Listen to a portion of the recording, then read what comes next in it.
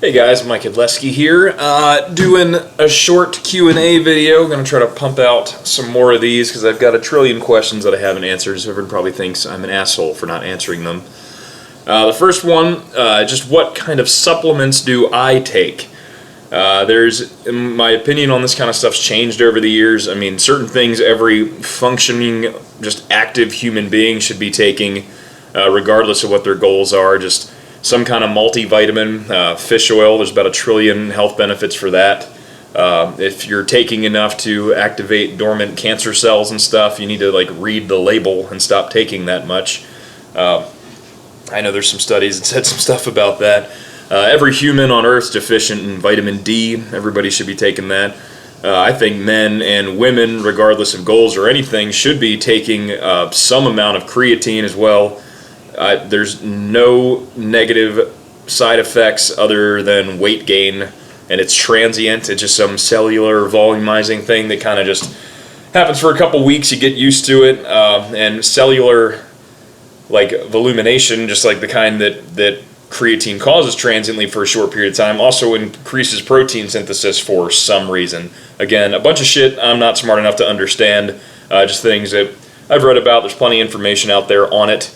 So I mean, those are just some things that pretty much everybody should take. As far as stuff that's kind of changed as I've gotten older, I'm 30 now. I've been lifting for 16 years, 10 for powerlifting, and it's just the stuff I tried taking earlier on that didn't really do a whole lot, like glucosamine and chondroitin. I know there's very specific situational things that make it so that's actually worth taking. There's a ton of non-responders to it. I know when I took it when I was 21 years old, I didn't feel anything. I take it now because if I don't, I can't get out of bed in the morning because my knees hurt too bad. And I mean, that's just from years of abuse from football and just getting older in general. Really, I've just started getting some aches and pains, stuff that never really bothered me before.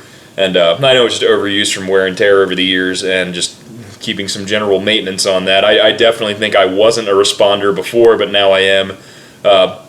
Just some other kind of general stuff, just I'm going to butcher this, but Boswellia root extract. It's another kind of anti-inflammatory. It helps. I know there's lots of studies on it for osteoarthritic knee pain, osteoarthritic hip pain, improved all kinds of stuff. Really neat one that I've been taking for a while that I'm a really big fan of is curcumin. It's an extract from a turmeric root. And there's been just all kinds of really positive stuff about that. And one study in particular compared it to low doses of just non-steroidal anti-inflammatories and found it to be just as effective in both inflammation reduction and pain reduction, without all the nasty side effects of Advil destroying your kidneys and Tylenol making it so you can't drink ever, because you really can't. That shit will kill you if you have too much of it. So it really just has none of all the positive benefits with none of the negatives of just the non-steroidal anti-inflammatories. The only thing with curcumin is you need to take it with something that has the pepperine chemical in it. You can buy it, it's pretty cheap, or I mean that's literally, there's enough in a teaspoon of pepper to make the curcumin a little bit more bioavailable. Basically, when you take it by yourself, the stomach acid's a little too harsh, just kind of destroys it. Some of it still gets through, but it's definitely a lot more efficient and effective if you take it with that pepperine. And I mean, really, as far as a pre-workout, I really like the Muscle Farm stuff, Assault. It doesn't have a lot of harsh chemicals in it. Just a bunch of, just really good stuff like leucine, citrulline malate, beta-alanine, taurine, just a bunch of other stuff. I'll usually take that and break up a couple of caffeine pills and throw those in there too, and just to make a nice little jazzed up little cocktail there. Yeah, I mean, really, that's about it as far as supplements. I try not to spend a whole lot of money on it just because, well, number one, I don't have it, and I mean, there's just a lot of bullshit out there.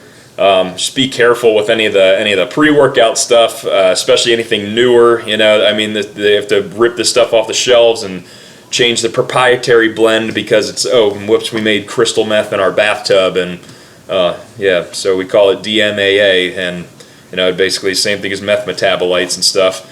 So that's why it's hard to find the original Jacked, and I think even there's some problem with C4 relatively recently with something they have in there. I don't mean to call out supplement companies or anything, but all that stuff's a bunch of bullshit. So yeah, that's really about it. Nothing too crazy. Not on that vitamin S. If that's what you were looking for. I wish I could tell you the best, trenbolone, cycles and stuff. I got nothing. Drink a lot of water. I don't know. Thanks for asking.